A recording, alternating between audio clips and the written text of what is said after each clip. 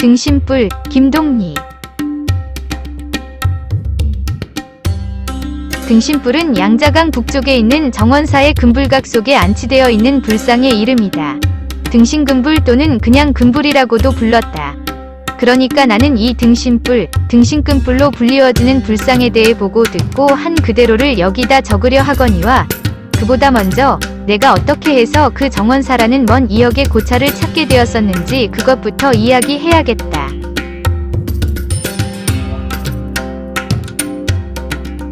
내가 일본의 대정대학 재학 중에 학병으로 끌려나간 것은 1934년 이른 여름, 내 나이 23살 나던 때였다.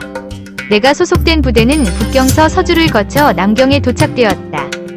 그리하여 우리는 다른 부대가 당도할 때까지 거기서 머무르게 되었다. 처음에 주둔이라기보다 대기에 속하는 편이었으나 다음 부대의 도착이 예상보다 늦어지자 나중은 교체 부대가 당도할 때까지 주둔군의 임무를 맡게 되었다.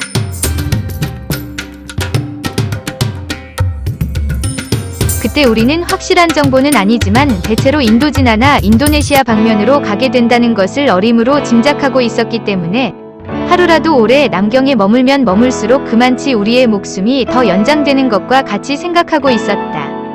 따라서 교체 부대가 하루라도 더 늦게 와주었으면 하고 마음속으로 은근히 빌고 있는 편이기도 했다.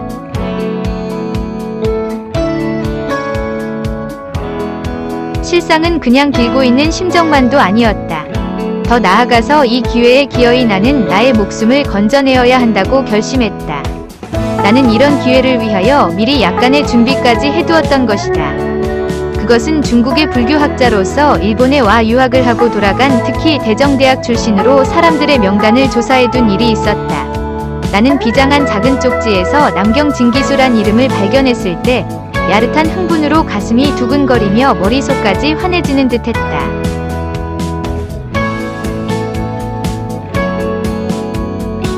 그러나 낯선 이역의 도시에서 더구나 나 같은 일본군에 소속된 한국 출신 합병의 몸으로서 그를 찾고 못 찾고 하는 일이 곧 내가 죽고 사는 판가름이라고 생각하지 않았던들 그때의 그러한 용기와 지혜를 내 속에서 나는 자아내지 못했을는지 모른다.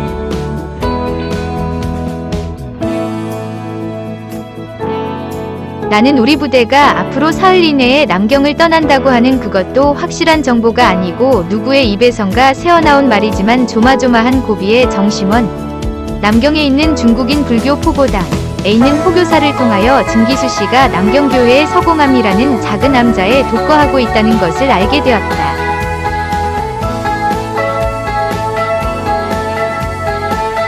그날 내가 서공암에서 진기수 씨를 찾게 된 것은 땅거미가 질 무렵이었다. 나는 그를 보자 합장을 올리며 무수히 머리를 수그림으로써 나의 절박한 사정과 그에 대한 경의를 먼저 표한 뒤 솔직하게 나의 처지와 용건을 털어놓았다.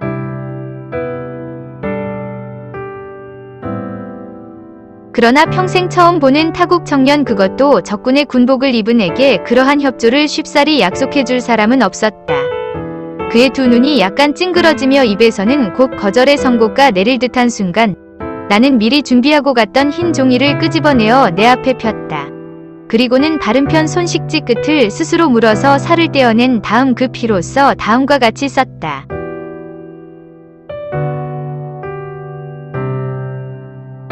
원면살생 귀위불은 원컨대 살생을 면하게 하옵시며 부처님의 은혜 속에 귀에코자 하나이다. 나는 이 8글자의 혈서를 두 손으로 받들어 그의 앞에 올린 뒤 다시 합장을 했다. 이것을 본 진기수 씨는 분명히 얼굴빛이 달라졌다. 그것은 반드시 기쁜 빛이라 할 수는 없었으나 조금 전이 그 거절의 선고마는 가셔진 듯한 얼굴이었다.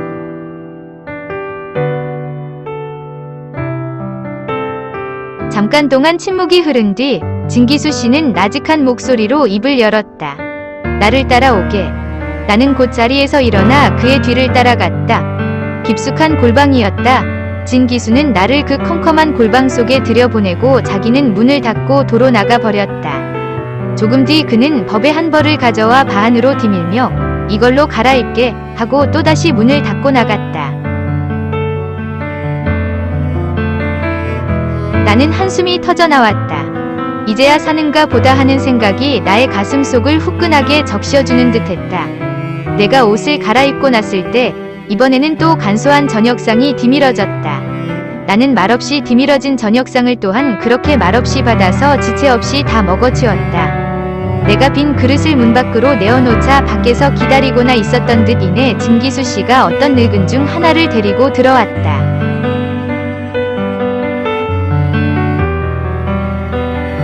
이분을 따라오게. 소개장은 이분에게 맡겼어. 큰절이 내법사 스님한테 가는 나는 무조건 네 하며 곧장 머리를 끄덕일 뿐이었다. 나를 살려주려는 사람에게 무조건 나를 맡길 수밖에 없었던 것이다. 길은 일본 병정들이 알지도 못하는 산속 지름길이야. 한백리 남짓되지만 오늘이 20하루니까 밤중 되면 달빛도 좀 있을 게고. 그럼 불현 깊기를 나무관 세음보살. 그는 나를 향해 합장을 하며 머리를 수그렸다.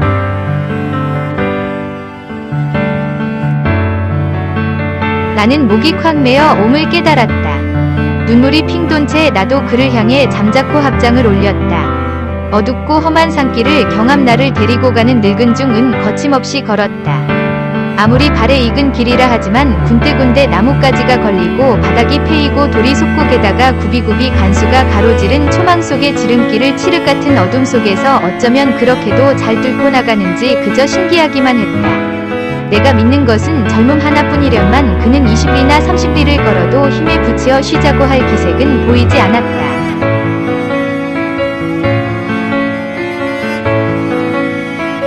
나는 쉴 새 없이 손으로 이마에 땀을 씻어가며 그의 뒤를 따랐으나 한참씩 가다보면 어느덧 그를 어둠 속에 잃어버리곤 했다.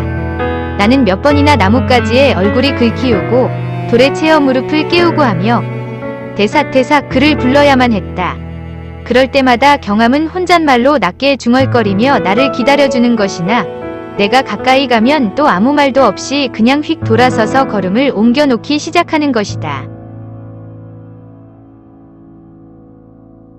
밤중도 훨씬 넘어 조각다리 숲을 사이로 비쳐들면서 나는 비로소 생기를 얻기 시작했다. 이제부터는 경암이 제 아무리 앞에서 달린다 하더라도 두 번 다시 그를 놓치지는 않으리라 맘속으로 다짐했다. 이렇게 정세가 바뀌어졌음을 그도 느끼는지 내가 그의 곁으로 다가서자 그는 나를 흘낏 돌아다보더니 한쪽 팔을 들어 먼 데를 가리키며 반원을 그어 보이고는 200리라고 했다.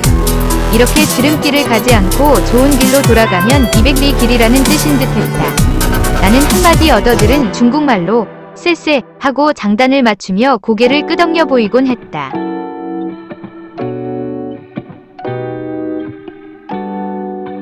우리가 정원사 산문 앞에 닿았을 때는 이튿날 늦은 아침녘이었다. 경암은 푸른 수풀 속에 거뭇거뭇 보이는 높은 기와집들을 손가락질로 가리키며 자랑스런 얼굴로 무어라고 중얼거렸다. 나는 또 고개를 끄덕이며 하오 하오를 되풀이했다. 산문을 지나 정문을 들어서니 산무대기 같은 큰 다락이 정면에 버티고 섰다. 현판을 쳐다보니 테어루라 쉬어 있었다.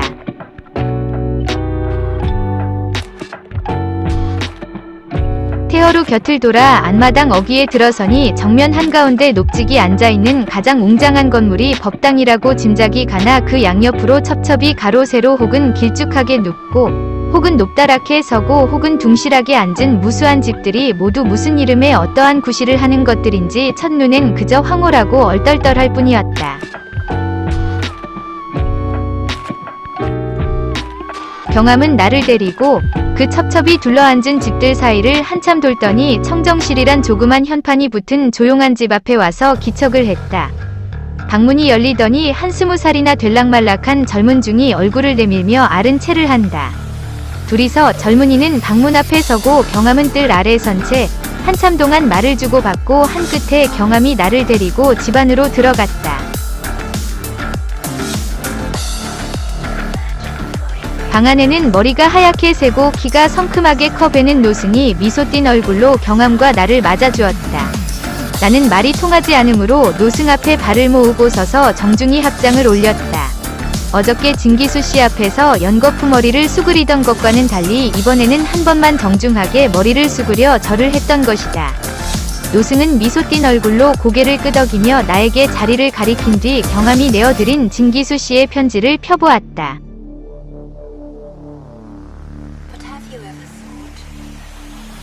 부른 이로다. 편지를 읽고 난 노승은 이렇게 말했다. 그것도 그때는 알아듣지 못했지만 나중에 가서 알고 보니 그랬다. 그리고 이것도 나중에야 알게 된 일이지만 이 노승이 두어 해 전까지 이저리 주지를 지낸 원예대사로 진기수씨가 말한 자기의 법사 스님이란 곧 이분이었던 것이다. 그날 저녁 나는 원예대사의 주선으로 그가 거처하고 있는 청정실 바로 곁에 조그만 방 한 칸을 혼자서 쓸 수 있게 되었다. 나를 그 방으로 인도해준 젊은이 원예대사의 시복는 저와 이웃이죠. 희고 넓적한 이를 드러내 보이며 빙긋이 웃었다. 그리고 자기 이름을 청운이라 부른다고 했다.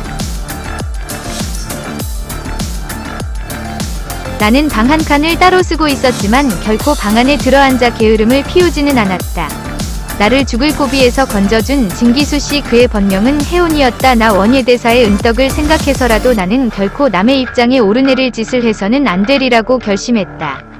나는 아침 일찍이 일어나 세수를 하고 예불을 끝내면 청운과 함께 청정실 안팎과 앞뒤의 복도와 뜰을 먼지 티끌 하나 없이 쓸고 닦았다. 뿐만 아니라 다른 스님들을 따라 산에가 약도 캐고 식량 준비도 거들었다. 이 절에서도 전쟁 관계로 식량이 딸렸으므로 산중의 스님들은 여름부터 식용이 될 만한 풀잎과 나무 뿌리 같은 것들을 캐러 산으로 가곤 했었다. 일을 마치고 돌아오면 손발을 깨끗이 씻고 내 방에 끌어앉아 불경을 읽거나 그렇지 않으면 청운에게 중국어를 배웠다. 이것은 나의 열성에다 청운의 호의가 곁들여서 그런지 의외로 빨리 진척이 되어 사흘 만에 이미 간단한 말로 물론 몇 마디씩이지만 대화하는 흉내까지 낼 수 있게 되었다. 아무리 방에 혼자 있을 때라도 취침 시간 이외엔 방 안에 번듯이 드러눕지 않도록 내 자신과 씨름을 했다. 그렇게 버릇을 들이지 않으려고 나는 몇 번이나 내 자신에게 다짐을 놓았는지 모른다. 구름이 와서 정 견디기가 어려울 때는 밖으로 나와 어정대며 바람을 쐬곤 했다. 처음엔 이렇게 막연히 어정대며 바람을 쐬던 것이 얼마 가지 않아 나는 어정되지 않게 되었다. 을에 가는 곳이 정해지게 되었다. 그것은 저 금불각이었던 것이다. 여기서도 물론 나는 법당 구경을 먼저 했다. 본존을 모셔둔 곳이니만큼 그 절의 풍도나 품격을 가장 대표적으로 보여주는 곳이라는 까닭으로서보다도 절 구경은 을의 법당이 중심이라는 종래의 습관 때문이라고 하는 편이 옳았는지 모른다. 그러나 내가 법당에서 얻은 감명은 우리나라의 큰 절이나 일본의 그것에 견주어 그렇게 자별하다고 할 것이 없었다. 기둥이 더 굵대야 그저 그렇고 불상이 더 크대야 놀랄 정도는 아니여. 그 밖에 채색이나 조각에 있어서도 한국이나 일본의 그것에 비하여 더 정교한 편은 아닌 듯 했다.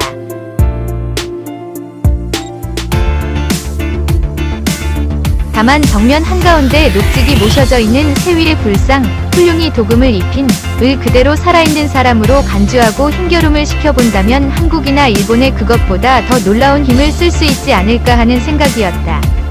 그러니까 나로서는 어디까지나 살아있는 사람으로 간주하고 힘겨름을 시켜본다면 하는 가정에서 말한 것이지만 그네의 눈으로서 보면 자기네의 부처님 불상 이 그만큼 더 거룩하게만 보이는지 모를 일이었다. 더 쉽게 말하자면 내가 위에서 말한 더 놀라운 힘이란 체력을 뜻하는 것이지만 그들의 눈에는 그것이 어떤 거룩한 법력이나 도력으로 비칠는지도 모른다는 것이었다.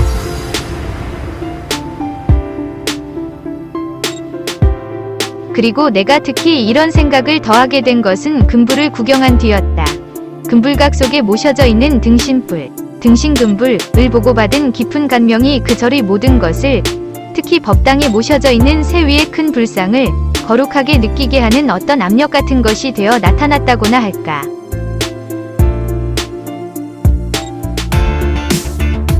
물론 나는 청운이나 원예대사로부터 금불각에 대하여 미리 들은 바도 없으면서 금불각이 앉은 자리라든가 그 집 구조로 보아서 약간 특이한 느낌이 그 안의 불상, 등신불을 구경하기 전에 이미 들지 않았던 것은 아니다.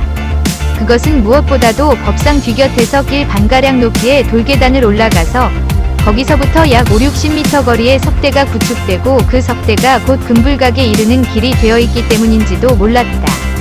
더구나 그 석대가 똑같은 크기의 넓적넓적한 네모제비돌로 쌓아져 있는데 돌 위엔 보기 좋게 거뭇거뭇한 돌옷이 입혀져 있었던 것이다. 말하자면 법당 뒤곁에 동북쪽 언덕을 보기 좋은 돌로 평평하게 쌓아서 석대를 만들고 그 위에 금불각을 세워놓은 것이다. 게다가 추녀와 현판을 모두 돌아가며 도금을 입히고 내 벽에 새긴 조상과 그림에 도금을 많이 써서 그야말로 밖에서는 보는 건물 그 자체부터 금빛이 현란했다.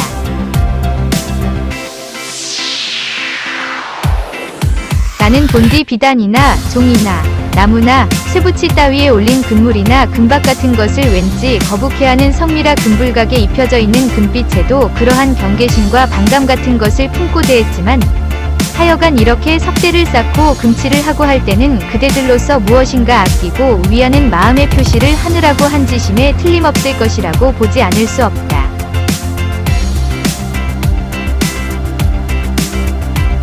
그러면서도 나는 그 아끼고 위하는 것이 보나마나 대단한 것은 아니리라고 혼자 속으로 미리 단정을 내리고 있었다. 나의 과거 경험으로 본다면 이런 것은 대개 어느 대왕이나 황제의 갸륵한 뜻으로 순금을 많이 넣어서 주조한 불상이라든가 또는 어느 천자가 어느 황후의 명목을 빌기 위해서 친히 불사를 일으킨 연유의 불상이라든가 하는 따위 대왕이나 황제의 권위를 보여주기 위한 금빛이 십상이었기 때문이었다. 나의 이러한 생각은 그들이 이 금불각의 권위를 높이기 위하여 좀처럼 문을 열어주지 않는 것을 보고 더욱 굳어졌다. 적어도 은화 5냥 이상의 세전이 아니면 문을 여는 법이 없다는 것이다. 그렇지 않으면 어느 선남선녀에 큰 불공이 있을 때라야만 한다는 것이다. 그리고 이때 큰 불공이 있을 해도 본사 승려 이외에 금불각을 참내하는 자는 또 따로 세전을 내어야 한다는 것이다.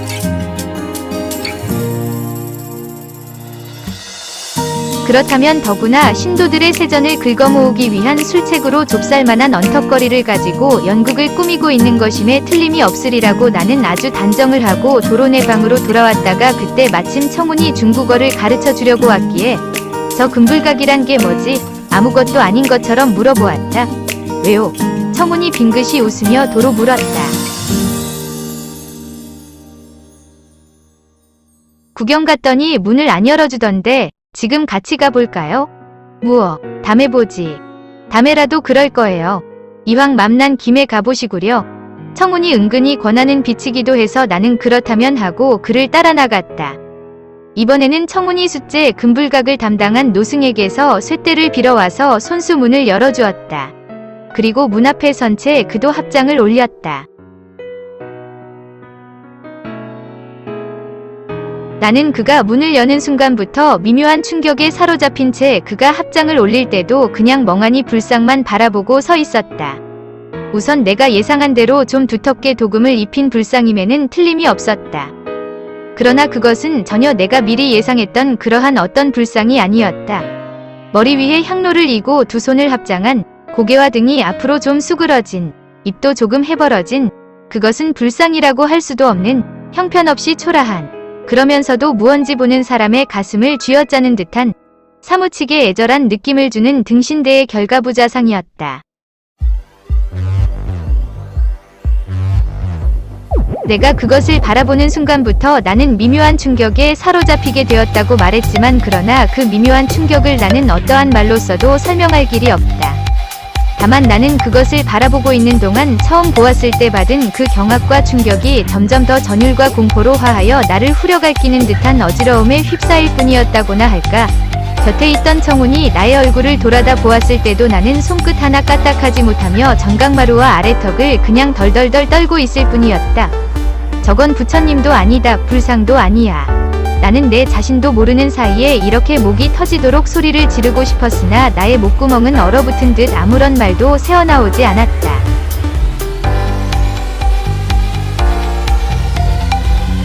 이튿날 새벽 예불을 마치고 내가 청운과 더불어 원예대사에게 아침 인사를 드리러 갔을 때 스님은 어저께 금불각 구경을 갔었니?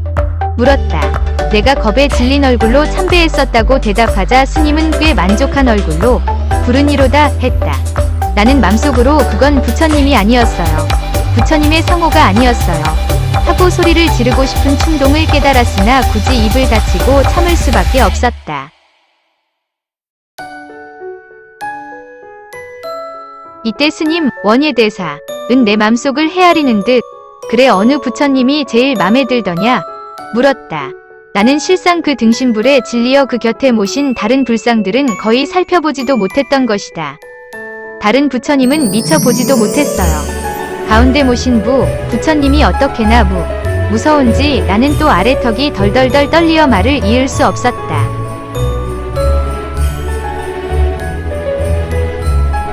원예대사는 말없이 나의 얼굴, 아래턱이 덜덜덜 떨리는 을 가만히 건너다보고만 있었다. 그러자 나는 지금 금방 내 입으로 부처님이라고 말한 것이 생각났다. 왜 그런지 그렇게 말해서는 안 될 것을 말한 듯한 야릇한 반발이 내 속에서 폭발되었다. 그렇지만 아니었어요. 부처님의 상호 같지 않았어요. 나는 전신의 힘을 다하여 겨우 이렇게 말해버렸다. 왜, 머리에 얹은 것이 화관이 아니고 향로래서 그러니? 그렇지, 그건 향로야. 원예대사는 조금도 나를 꾸짖는 빛이 아니었다. 오히려 나의 그러한 불만에 구미가 당기는 듯한 얼굴이었다. 나는 잠자코 원예대사의 얼굴을 쳐다보고 있었다. 곁에 있던 청운이 두어 번이나 나에게 눈짓을 했을 만큼 나의 두 눈은 스님을 쏘아보듯이 빛나고 있었다. 자네 말대로 하면 부처님이 아니고 나한님이란 말인가? 그렇지만 나한님도 머리 위에 향로를 쓴 분은 없잖아. 500나한 중에도 나는 역시 입을 닫힌 채 호기심에 가득 찬 눈으로 스님의 얼굴을 쳐다볼 뿐이었다. 그러나 원예대사는 더 자세한 이야기를 들려주지 않았다.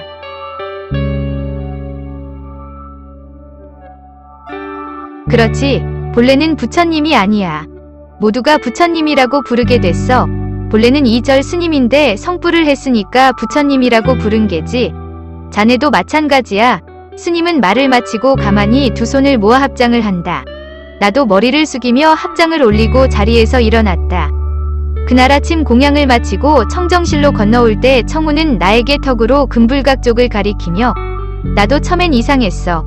그렇지만 이 절에선 연검이 제일 많은 부처님이라고. 연검이라고?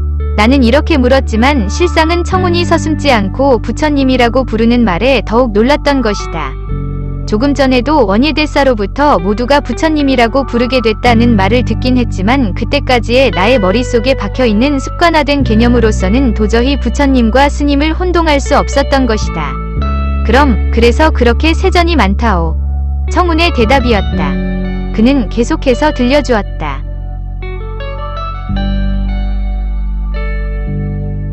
스님의 이름은 잘 모른다. 당나라 때다. 일천수백 년 전이라고 한다. 소신공양으로 성불을 했다. 공양을 드리고 있을 때 여러가지 신의가 일어났다. 이것을 보고 들은 수많은 사람들이 구름같이 모여들어서 아낌없이 세정과 불공을 드렸는데 그들 가운데 연검을 보지 못한 사람은 하나도 없다. 그 뒤에도 계속해서 연검이 있었다. 지금까지 여기 금불각, 등신금불, 에 빌어서 아이를 낳고 병을 고치고 한 사람의 수요는 수천 수만을 헤아린다.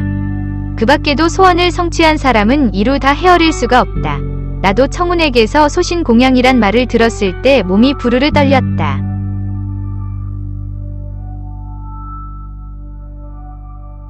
그러면 그럴 테지. 나는 무슨 뜻인지 이렇게 중얼거렸다. 그리고 잇따라 눈을 감고 합장을 올렸다. 나무 아미타불, 나무 아미타불. 나의 입에서는 나도 모르게 연불이 흘러나왔다. 아, 그 고뇌, 그 비원. 나의 감은 두 눈에서는 눈물이 번져나왔다. 나무 아미타불, 나무 아미타불. 나는 발작과도 같이 곧장 연불을 외웠다. 나도 처음 뵀을 때는 가슴이 뭉클했다오. 그 뒤에 여러 번 보고 나니까 차츰 심상해지더군. 청우는 빙긋이 웃으며 나를 위로하듯이 말했다.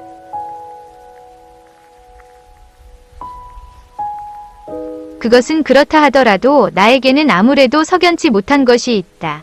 소신공양으로 성불을 했다면 부처님이 되었어야 하지 않는가? 부처님이 되었다면 지금까지 모든 불상에서 보아온 바와 같은 거룩하고 원만하고 평화스러운 상호는 아니라 할지라도 그에 가까운 부처님다움은 있어야 하지 않을까? 거룩하고 부드럽고 평화스러운 맛은 지녔어야 하지 않겠는가? 그러나 금불각의 가부좌상은 어디까지나 인간을 벗어나지 못한 고뇌와 비원이 서린 듯한 얼굴이 아니던가. 그럼에도 불구하고 과거의 어떠한 대각보다도 그렇게 연검이 많다는 것은 무슨 까닭인가.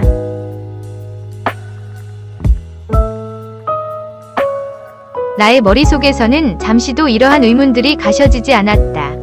더구나 청운에게서 소신공양으로 성불했다는 이야기를 들은 뒤부터는 금불이 아닌 새까만 숫덩이가 곧잘 눈에 삼삼거려 베길 수 없었다.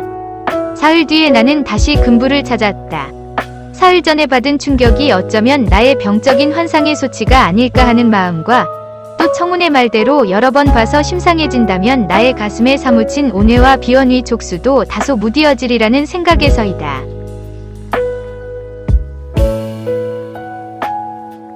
문이 열리자 나는 그날 청운이 하던 대로 이내 머리를 수그리며 합장을 올렸다. 입으로는 쉴 새 없이 나무 아미타불을 부르며 눈꺼풀과 속눈썹이 바르르 떨리며 나의 눈이 열렸을 때 금불은 사흘 전이 그 모양 그대로 향로를 이고 앉아 있었다.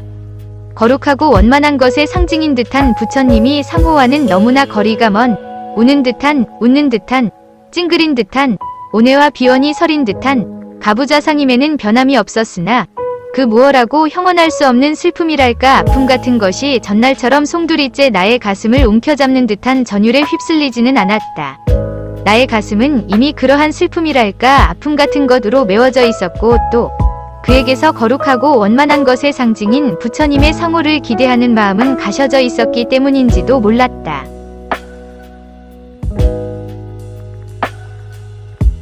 나는 다시 눈을 감고 합장을 올리며 입술이 바르르 떨리듯 오랫동안 나무 아미타불을 부른 뒤 그 앞에서 물러났다. 그날 저녁 예불을 마치고 청운과 더불어 원예대사에게 저녁 인사를 갔을 때 스님은 나를 보고 너 금불을 보고 나서 괴로워하는구나 했다. 나는 고개를 수그린 채 입을 열지 못하고 있었다. 그럼 너 금불각에 있는 그 불상의 기록을 봤느냐? 스님이 또 물으시기에 내가 못 봤다고 했더니 그러면 기록을 한번 보라고 했다. 이튿날 내가 청운과 더불어 아침 인사를 드릴 때 원예대사는 자기가 금불각에 일러두었으니 가서 기록을 청해서 보고 오라고 했다. 나는 스님께 합장하고 물러나와 곧 금불각으로 올라갔다. 금불각의 노승이 도람에서 내어준 폭이 한 뼘 남짓, 길이가 2뼘가량 되는 책자를 받아 들었을 때 향기가 코를 찌르는 듯 했다. 벌레를 막기 위한 향료인 듯. 두터운 표지 위에는 금글씨로 만적선 사소신성불기 라 씌어 있고 책모리에는 금물이 먹어져 있었다. 표지를 젖히자 지면은 모두 제빛 바탕, 물감을 먹인 듯. 이요. 그 위에 사연은 금글씨로 다음과 같이 씌어져 있었다.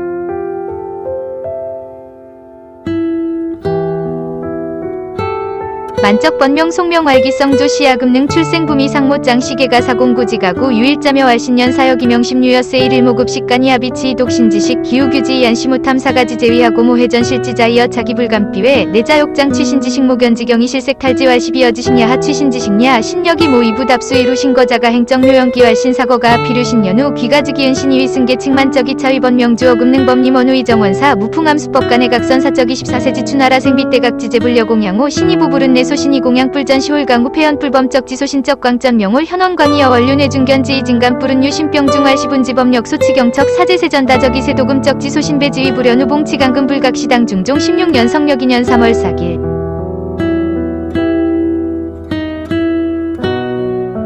만적은 번명이요 송명은 기, 성은 조씨다. 금능서 났지만 아버지가 어떤 이인지는 잘 모른다.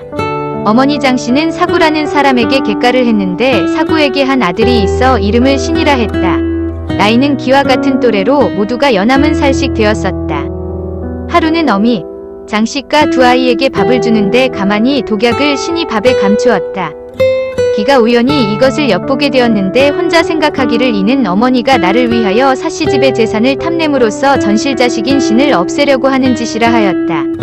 기가 슬픈 맘을 참지 못하여 스스로 신이 밥을 제가 먹으려 할 때 어머니가 보고 크게 놀라 질색을 하며 그것을 빼고 말하기를 이것은 너의 밥이 아니다. 어째서 신이 밥을 먹느냐 했다. 신과 기는 아무도 대답하지 않았다. 며칠 뒤 신이 자기 집을 떠나서 자취를 감춰버렸다. 기가 말하기를 신이 이미 집을 나갔으니 내가 반드시 찾아 데리고 돌아오리라 하고 곧 몸을 감추어 중이 되고 이름을 만적이라 고쳤다.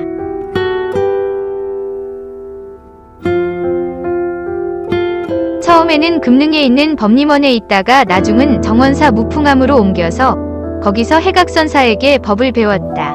만적이 24살 되던 해 봄에 나는 본래 돌을 크게 깨칠 인재가 못되니 내 몸을 인양공양하여 부처님의 은혜에 보답함과 같지 못하다 하고 몸을 태워 부처님 앞에 바치는데 그때 마침 비가 쏟아졌으나 만적에 타는 몸을 적시지 못할 뿐 아니라 점점 더 불빛이 환하더니 호련히 보름달 같은 원광이 빛이었다. 모인 사람들이 이것을 보고 크게 불운을 느끼고 모두가 제 몸의 병을 고치니 무리들이 말하기를 이는 만적의 법력 소치라 하고 다투어 사제를 던져 세전이 쌓여졌다. 세전으로서 만적의 탄 몸에 금을 입히고 절하여 부처님이라 하였다. 그 뒤 금불각에 모시니 때는 당나라 중종 16년 성력 연호 2년 3월 초하루다.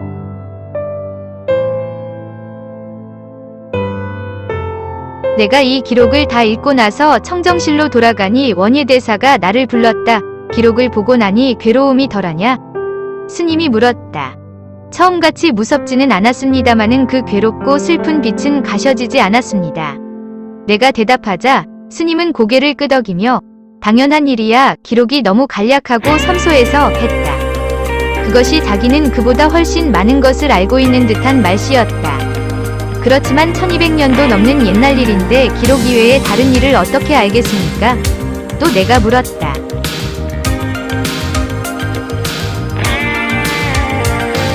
이에 대하여 원예대사는 전해 내려오는 이야기가 있는데 절에서는 그것을 함부로 이야기하지 않는 것으로 알고 있으며 그러니까 그만치 금불각의 등신불에 대해서는 모두들 그 연검을 두려워하고 있는 셈이라고 정색을 하고 말했다. 원예대사가 나에게 들려준 이야기는 다음과 같다.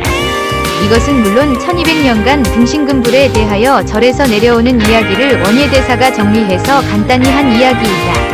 만적이 중이 되기까지의 이야기는 대개 기록과 같다. 그러나 그가 자기 몸을 불살라서 부처님께 공양을 올린 동기에 대해서는 전해오는 다른 이야기가 몇 있다. 그것을 차례로 쫓아 이야기하면 다음과 같다. 만적이 처음 금능법림원에서 중이 되었는데 그때 그를 거두어준 스님의 취례라는 중이 있었다. 그 절이 공양을 맡아 있는 공양주 스님이었다. 만적은 취례 스님의 상자로 있으면서 불법을 배우기 시작했다. 그러니까 취례 스님이 그에 대한 일체를 돌보아준 것이다. 만적이 18살 때 그러니까 그가 법림원에 들어온 지 5년 뒤 취례 스님이 열반하시게 되자 만적은 스님의 은공을 갚기 위하여 자기 몸을 불전에 헌신할 결의를 했다. 만적이 그 뜻을 법림원에 운봉선사에게 아뢰자 운봉선사는 만적의 그릇됨을 보고 더 수도를 계속하도록 타이르며 사신을 허락지 않았다.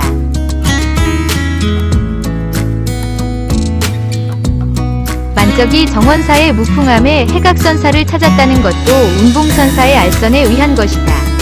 그가 해각선사 밑에서 지낸 5년간의 수도생활이란 뼈를 깎고 살을 가는 정진이었으나 법력의 경지는 짐작할 길이 없다. 만적이 23살 나던 해 겨울에 금능방면으로 나갔다가 전날에 사신을 만났다. 13살 때 자기 어머니의 모해를 피하여 집을 나간 사신이었다. 그리고 자기는 이 사신을 찾아 역시 집을 나왔다가 그를 찾지 못하고 중이 된 채 어느덧 꼭 30년 만에 그를 다시 만난 것이다. 그러나 그때 다시 만난 사신을 보고는 비록 속세의 인연을 끊어버린 만적으로서도 눈물을 금할 수 없었던 것이다. 착하고 어질던 사신이 어쩌면 하늘의 형벌을 받았단 말인고 사신은 문둥병이 들어있었던 것이다. 만적은 자기의 목에 걸렸던 염주를 벗겨서 사신의 목에 걸어주고 그 길로 곧장 정원사에 돌아왔다. 그때부터 만적은 화식을 끊고 말을 잃었다. 이듬해 봄까지 그가 먹은 것은 하루에 깨 한 접시씩 뿐이었다. 그때까지의 목욕 재개는 말할 것도 없다. 이듬해 2월 초하룻날 그는 법사 스님, 운봉선사, 과공양주 스님 두 분만을 모시고 취단식을 봉행했다. 먼저 법의를 벗고 알몸이 된 뒤에 가늘고 깨끗한 명주를 발끝에서 어깨까지 목에만 남겨놓는 전신에 감았다. 그리고는 단위에 올라가 가부좌를 개고 앉자 두 손을 모아 합장을 올렸다. 그리하여 그가 연부를 외우기 시작하는 것과 동시에 곁에서 들기름 항아리를 받들고 서있던 공양주 스님이 그의 어깨에서부터 기름을 들이부었다.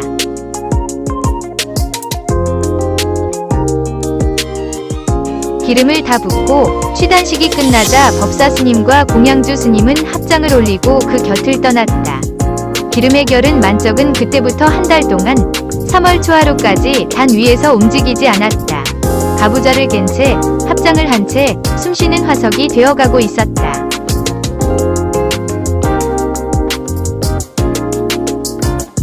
일회에 한 번씩 공양주 스님이 들기름 항아리를 안고 장막 흰 천으로 장막을 치고 있었다. 안으로 들어오면 어깨에서부터 다시 기름을 부어주고 돌아가는 일밖에 그 누구도 이 장막 안을 엿보지 못했다. 이렇게 한 달이 찬 뒤 이날의 성스러운 불공에 참여하기 위하여 산중의 스님들은 물론이요 원근 각처의 선남 선녀들이 모여들어 정원사 법당 앞 넓은 뜰을 메꾸었다.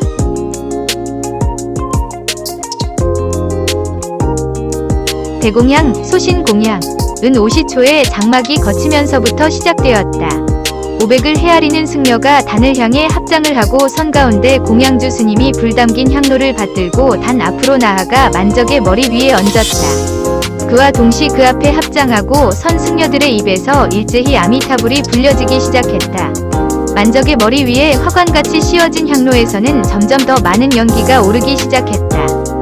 이미 오랫동안의 정진으로 말미암아 거의 화석이 되어가고 있는 만적의 육신이지만 불기운이 그의 숨골 정수리 을 뚫었을 때는 저절로 몸이 움찔해졌다. 그리하여 그때부터 눈에 보이지 않게 그의 고개와 등가슴이 조금씩 앞으로 숙여져 갔다.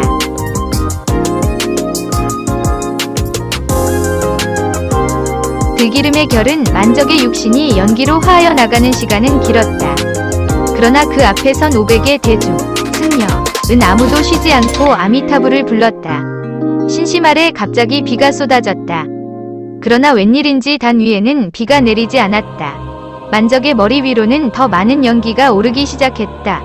연불을 올리던 중들과 그 뒤에서 구경하던 신도들이 신기한 일이라고 눈이 휘둥그레져서 만적을 바라보았을 때 그의 머리 뒤에는 보름달 같은 원광이 씌워져 있었다.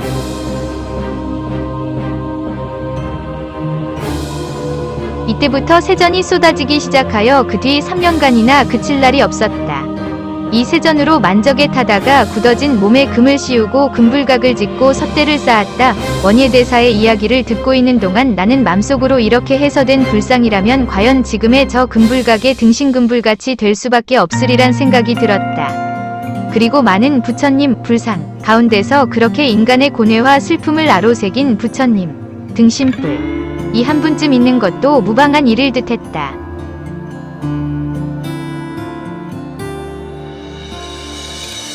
그러나 이야기를 다 마치고 난 원예대사는 이제 다시 나에게 그런 것을 묻지는 않았다.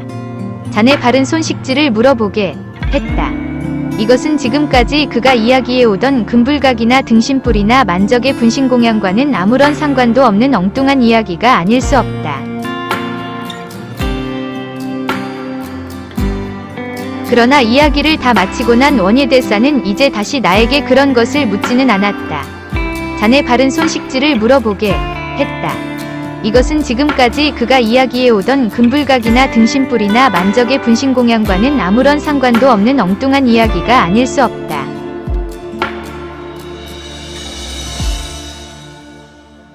나는 달포 전에 남경교회에서 진기수 씨에게 혈서를 바치느라고 내 입으로 살을 물어댄 나의 식지를 쳐들었다. 그러나 원예대사는 가만히 그것을 바라보고 있을 뿐 더 말이 없다. 왜 그 손가락을 들어 보이라고 했는지, 이 손가락과 만적의 소신공양과 무슨 관계가 있다는 겐지, 이제 그만 손을 내리어도 좋다는 겐지, 뒷말이 없는 것이다.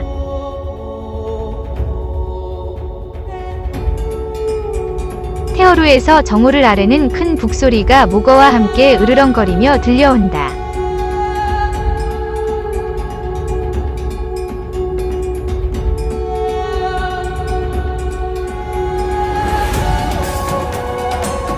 해설 등신불은 사산계 1961년 11월에 발표된 김동리의 단편소설이다. 태평양전쟁에 합병으로 끌려나간 주인공 나가 합병에서 탈출하여 불교에 귀의한 사건이 작품 구성의 골격을 이루고 있지만 주제와 관련된 무게중심은 작품 중간에 삽입된 등신불에 얽힌 만적의 불교 설화에 실려 있다.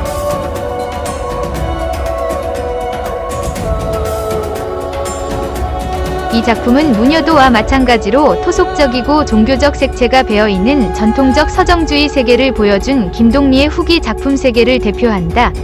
인간의 운명은 추구하는 서정성과 순수문학의 옹호라는 김동리의 문학관이 이 작품 속에서 인간의 고뇌와 슬픔을 만적의 소신공양을 통해 종교적으로 승화되어 있다. 등신불은 그의 단편 소설의 특징 가운데 하나인 액자 소설 형식으로 생생하게 담아내고 있다.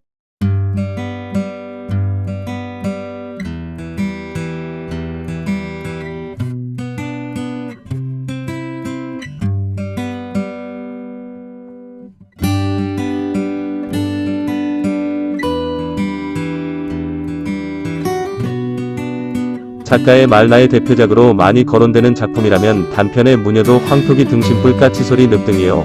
장편은 사반의 십자가 을화 등이다. 나더러 한 편을 택해야 한다면 을화를 들겠으나 이 작품은 그동안 영화 TV 등으로 줄거리가 많이 소개되어 있으므로 단편 중에서 한 편 등신불을 취하기로 한다.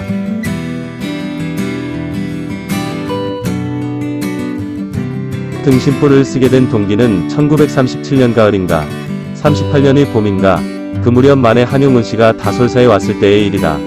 나는 다솔사에서 10리 남짓 떨어진 원전이란 곳에서 야학선생 광명학원 노릇을 하고 있었는데 연락을 받고 다솔사로 달려갔던 것이다. 절 큰 방에는 마네와 내 백씨, 번부와 그 절의 지주인 성난사가 앉아 있었다. 성난사는 옆차를 끌려서 모두에게 대접했다. 차를 마실 때 마네가 무슨 이야기 끝에 번부, 우리나라 승려 중에서 분신공양한 분이 있소? 하고 내 백씨에게 물었다.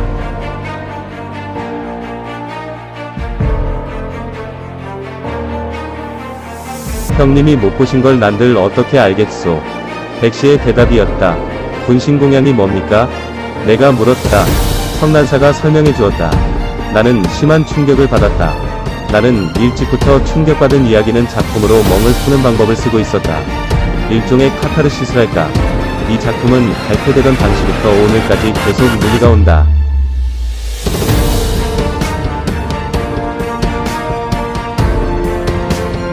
첫째, 중국에 정원사라는 절이 있느냐, 금불각이 있느냐, 만척선사소 신공양기는 문헌에 있느냐. 작품 속에는 원문이라 하여 한문 문장이 부기되어 있다. 작가가 남경에 간 일이 있느냐 하는 등등의 문이다. 위에서도 말한 대로 다솔사에서 몇 마디 소신공양 이야기를 들은 것뿐이고 작품에 나오는 모든 내용은 100% 허구이다.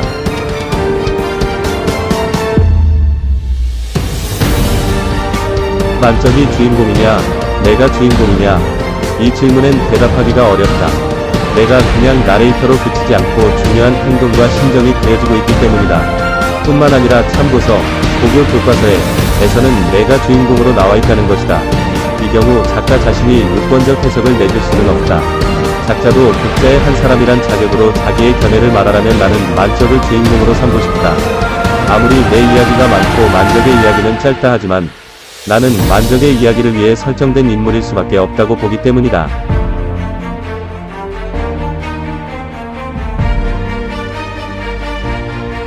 끝에 가서 손가락을 들게 하고 말이 없다 함은 무엇이냐. 이것은 대사가 나에게 수행의 계기를 주기 위해 일종의 화두를 걸어온 것으로 본다. 이에 대한 해답, 참고서, 은 이심전심으로 나왔다 하는데 이것은 그렇게 대답해도 무방하다고 생각한다. 김동리, 나의 대표작.